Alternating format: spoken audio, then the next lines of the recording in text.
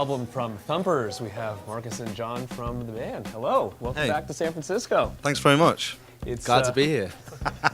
we missed you guys in the spring. You played Brick and Mortar at that time, and I really wanted to check you guys out. But that was a really fun show.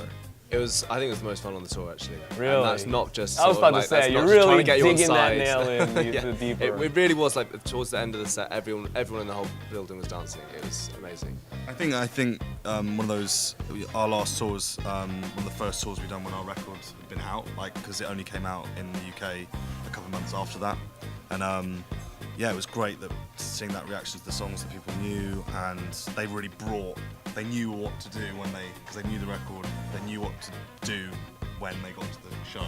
Yeah. So that really helps us, doesn't it? Some people knew because they'd seen us previously just played like a week before or something in South by Southwest, so they came off the back of that, so it really felt like a kind of culmination sort of show. Now the internet has created a smaller music community. It's not like the old days where people had to dig up tapes of Rock Over London or old radio shows just to find good stuff. Do you find that to be more of a benefit in terms of trying to get music out quicker, or is it a hindrance because you're like, oh, it's not exactly the way we want it yet? We like putting stuff out pretty soon after we recorded it. We just done this cover of Drop the Game by Chet Faker and Flume, and we did it, and then we put it up like 2 days later, and people really enjoy it. Like, I think when a band gets on a label, and for a fan, there's a label for a fan is like something that gets in the way of things, but we're allowed to do whatever we want, kind of. Yeah. I think as a rule of thumb, the less people and time generally between recording and the song getting out, the better for everyone. The band feels creatively fulfilled. Fans get to hear things more kind of hot off the press, and we've been fortunate in that's what's happened for us so far, and want to continue doing that. There's a song on the record that is, it's on the UK version of the record because we hadn't had it it wasn't finished by the time the US, we handed in the record in the US, so there's an extra song but in the UK we finished it on the Friday, and on the Monday it was on the radio, and that's felt really good. Not so good for you guys because it's not on the record, but I think they're going to put it out somehow. That's how you know we're the real deal and things don't happen. This isn't like preconceived. There's a lot of like seat of pants in what we do generally. Like, we aim to make spontaneous music, and so when it comes to our release schedule or whatever, the more spontaneous and the more kind of a surprise it is to us and everyone else, I think the better it works. From what I understand, you guys grew up together, childhood friends, and you were in a band together, bands on your own. Your work with Friendly Fire, and the Whale and such. How has the relationship grown as you have been both friends and business partners? Well, I think that's the thing, is that you start as teenagers, you're just messing around, you don't know what you're doing, and then there's definitely a certain element of like a friendship evolving into something else, not necessarily business, but I mean. There's a lot of, with all the great, amazing, brilliant stuff that happens to us and we get to do, there's a lot of stuff that's like hard to deal with in some, the business side of it, which that's probably the only time we really have arguments or get upset with each other because it's stressful and not fun.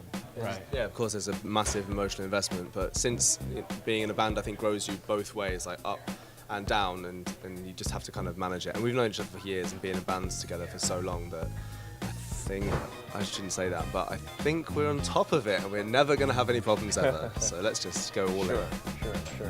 What about as friends, when you're not working and you're just hanging out and those kinds of things?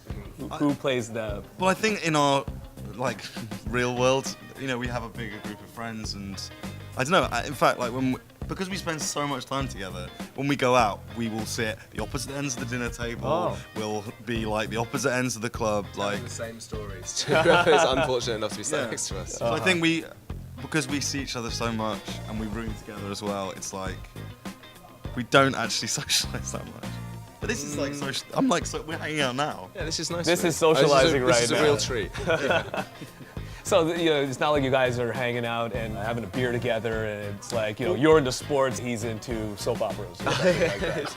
Well, the good thing about being in a band is you're kind of always socialising as well anyway. I mean, there's no divide. Oh, of course. That's the thing. I think if we were to ever have a beer or coffee on our own, it would be to discuss something to do with work.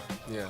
Kind of. I know I think so. I think we're both the kind of people that would make phone calls only really when you have something to say. So you know, We don't like chatting. It's not like, oh man, you gotta come over to my house. I got the football games on, and you know. well, we do that too as well. But Yeah. usually there's other people there to kind Oh, of like, but yeah. it's not just you. No, we need constant supervision. I mean, I bring that up because it's interesting. Right? Yeah. I mean, Definitely. I hadn't even thought.